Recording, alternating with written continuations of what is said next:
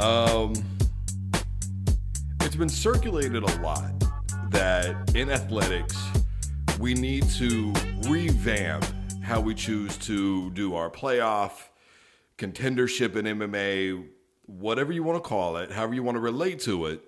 I think it's time for athletics as a whole to begin to review how they conduct their playoff system, how people get to championships. It's been time for a long time, to be perfectly honest with you. And I want to be clear about something here. I am not saying this because of what's going on with the Golden State Warriors right now. And I'm not saying it because of what is going on with the New England Patriots right now. I am saying it because there's no balance. And a lot of times what we find in sports is that we want some sort of balance, whether it's in the players that are really good, the teams that are really good. We want to see something different. How many of us are tired of seeing the Alabama Crimson Tide? How many of us are tired of seeing the New England Patriots? How many of us are hearing about the same fighters over and over again? Conor McGregor, Khabib, Ronda Rousey. We get to a point where there's no thrill aspect anymore when you're watching the game as a spectator, period.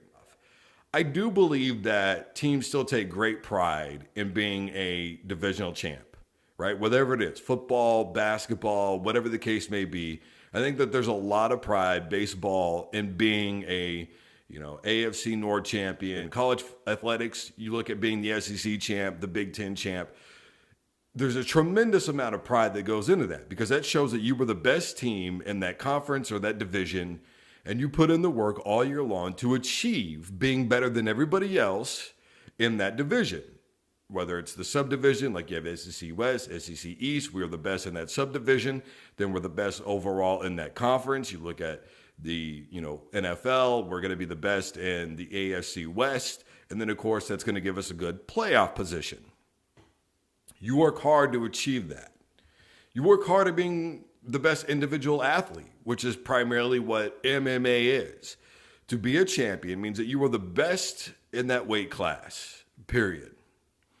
And when I start with the NBA, I believe that we need to change it because when you look at basketball to begin with, it is already done as a tournament style. When you look at college basketball at the beginning of the season, there's a lot of tournaments. There's the Maui Invitational, for example.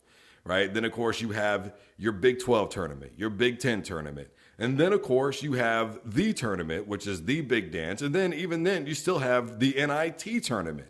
So basketball in and of itself is already tournament style play. Even when you look at the Olympics and how basketball works, it's a tournament style of play.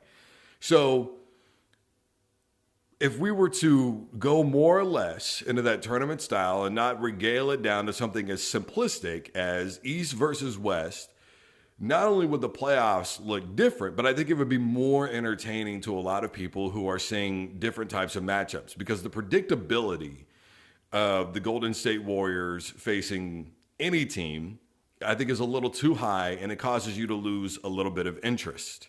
So as a spectator, the thrill aspect is gone. When you look at the NFL, it's not just about the New England Patriots and their dominance over the years. It's really about the NFC and AFC dominance. If I remember correctly, from 1982 until Denver finally won a Super Bowl with John Elway when they beat the Green Bay Packers, the NFC won the Super Bowl all those years. And you had a lot of repeat turners. You had the Dallas Cowboys during their run in the 90s. You had Washington in the 80s. You had the 49ers in the 80s, they won 4 Super Bowls, if I remember correctly. Then, of course, another one in the 90s. You had the New York Giants. They won 2 Super Bowls in a, 8-10 year span, somewhere in that neighborhood. Then, of course, now with the New England Patriots and their dominance, they've been to 9 Super Bowls. And why is that? Well, the Patriots have been to 9 Super Bowls because of the lack of competition in the AFC. A lot of people love to talk about how John Elway was somewhat overrated. And back when they lost to Frisco that year, they had the number 1 defense in the NFL going into that Super Bowl. And yet, for some reason, they got obliterated. Now, I'm not going to say that John Elway played phenomenal football because he did not.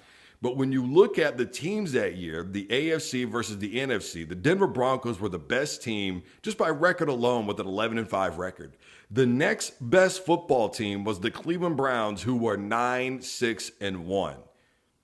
If I remember correctly, 3 teams got in that season that had losing records in the AFC in the playoffs. Now, when we look at the 49ers, the New York Giants, any of the teams that were in the NFC that year, could really any team in the AFC legitimately had competed with the NFC that season?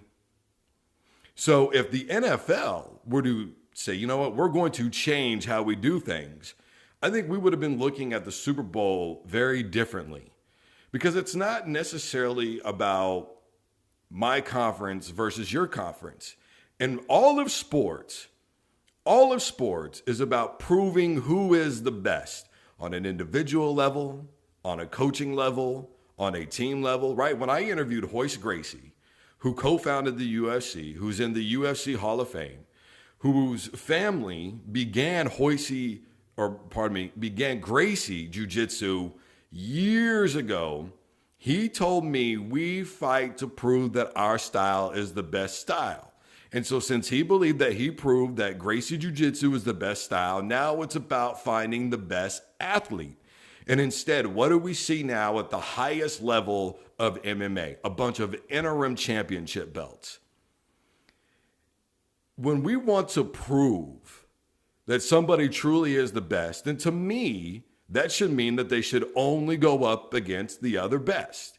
And if we look at that season with the NFC and the AFC, with the Denver Broncos and the year that they played the Frisco 49ers in the Super Bowl, we wouldn't have probably even seen Denver in the Super Bowl, just to be perfectly honest with you, that year, regardless of how good that defense was. There were 4 other teams in the NFC that year that could have easily beat the Denver Broncos, or any team in the AFC for that matter. I think it's time that we take a step back and revamp everything. You know, even in collegiate football, it's been mass hysteria. We didn't like the idea for a long time of playing the 4 bowls, and it really boiled down to, of course, that season when when Nebraska and Michigan were both undefeated, and instead of playing each other, they ended up playing in separate bowl games. Michigan played a game against Washington State that a lot of people believe could have gone either way. It was a close game. And of course, Nebraska went on to blow out Tennessee, right? We don't know who the best team was that year because the best did not play against the best because of the system. Then we tried something else. We tried a computer ranking mixed in with the human aspect of things. That wasn't working. You had undefeated Boise State for a number of years, not competing for a national title in any capacity. You had a Utah team that was undefeated, not competing for a national title in any capacity. You had an undefeated Hawaii team. Yes, they got blown out, but they were undefeated. They should have been there. Then, of course, most recently, with the 4 playoff teams that you have now, you had Central Florida go 2 years in a row undefeated and unable to at least compete for a national title. This is not sports. It's not sports when you're not playing the best against the best, period.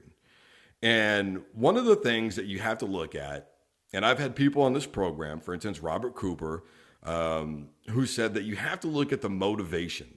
How many times have we heard, oh, so-and-so got beat because the team wasn't really motivated in winning that game, right? You take Auburn against Central Florida. A lot of people were saying, oh, the guys didn't care about that game. It really meant nothing to them.